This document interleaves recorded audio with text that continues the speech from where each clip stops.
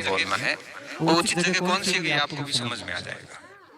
इसलिए यहाँ बैठे हो आराम से, खूब मेहनत करिए। इस प्रकार की पंचायतियों से, इस प्रकार के ग्रुपिंग से दूर रहना कोई किसी का है नहीं। समय चला जाता है, बातें याद रह जाती हैं, आपकी बातें स्टेटमेंट रिकॉर्ड होते हैं सारे, और फिर वो घूम घूम के वापस सामने आएंगे।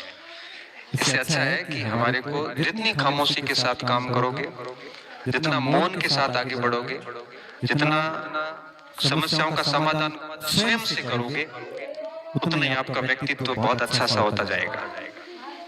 बाकी वैसाखियों के सहारे रहोगे, दूसरों के सहारे, किसी की नैया पार नहीं होती।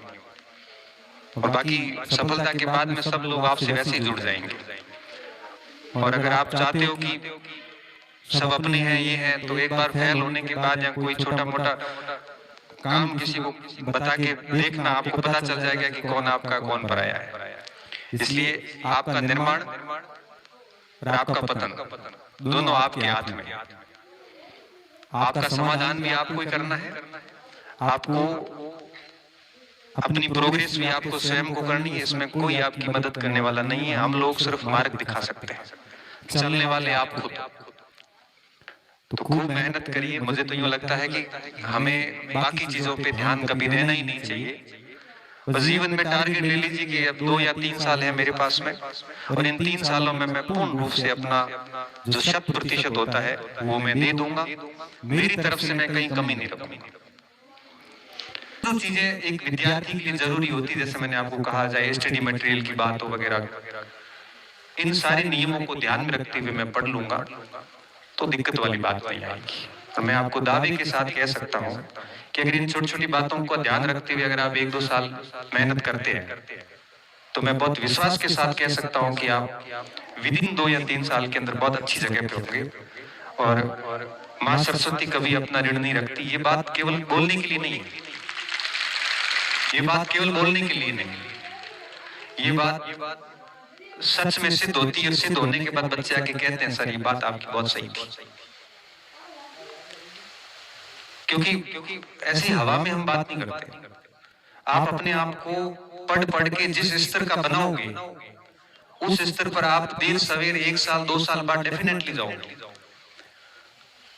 तो अपने आप को बनाने पे फोकस कीजिए, क्योंकि जितना अपने को बनाओगे ना, उतनी उस जगह पे आप स्वतः ही चले जाओगे।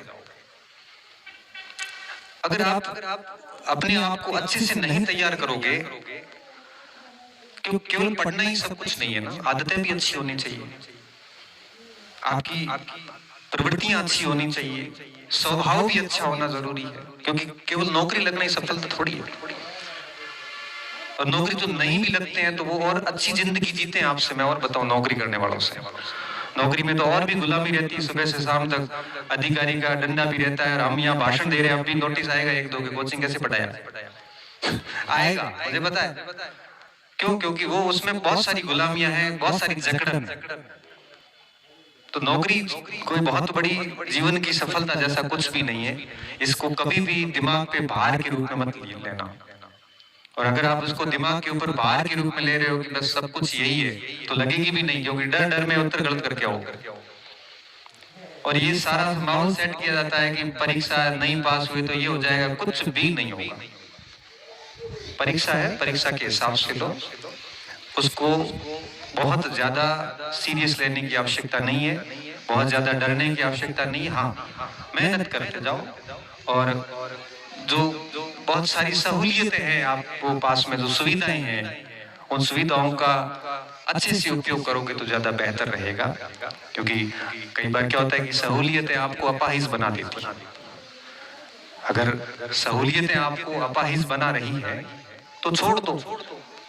अगर रास्ते आपको मंजिल से भटका रहे हैं तो मोड़ दो। और अगर आप मेहनत छोड़कर मन्नत के धागों के भरोसे बैठे हो तो उठो और ये धागे तोड़ दो।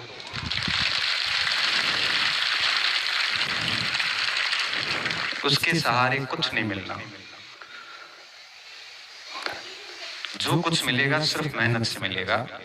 जितना जल्दी इस बात को समझोगे उतना जल्दी सिस्टम का हिस्सा बनोगे। और मेहनत भी सही डायरेक्शन में करनी है। मेहनत साइलेंट नहीं करनी, पता नहीं चलना चाहिए किसी को कि आप क्या कर रहे हैं। कुछ लोगों को, 2-4 ग्रुप को, इसके अलावा बाहर किसी की मार्केटिंग नहीं करनी है। इस कई बार डबल ट्रिपल रिजल्ट में सिलेक्शन के बाद में भी आप बधाइयां दिला देते हो। एक मेरा स्टूडेंट है, उसका 3 गुना में हुआ था पिछली बार 2nd ग्रेड में, तो उसने मुझे भेजा कि सर मेरा 3 गुना में हुआ है। मैंने कहा बधाई, और एक बात ध्यान रखना, मैंने सीधा यही मैसेज किया, ये बात अब किसी को और कहना मत। क्यों? क्योंकि फाइनल नहीं हुआ ना तो लोग खूब मजे लेंगे तेरे। उससे पहले उसने सबको कह दिया, वरना तो लास्ट मैसेज की हो। अब सब बच्चों ने, उसके परिचितों ने स्टेटस लगा दिए कि चयन होने पे बधाई बधाई बधाई बधाई, जोरदार। और फाइनल रिजल्ट आया, उसमें फेल हो गया। अब फेल होने के बाद में टेंशन में आया मेरे पास, मारो वही को नहीं तो मैं तो पहले गए थे। ये माहौल क्यों बनाया? पब्लिसिटी प्राप्त करने की इतनी भी क्या जल्दी है? अब वापस उस टेंशन में 2nd ग्रेड का ये सामाजिक अभी गया था, ये भी खराब हो गया। अब पता ही नहीं है, लोग कह रहे थे ये लागी को होती, ये कर्मारी लागी ठाक उनकी का बड़ी, बाकी दूसरी तो कुछ लगी नहीं। क्यों माहौल होना? और फाइनल जब तक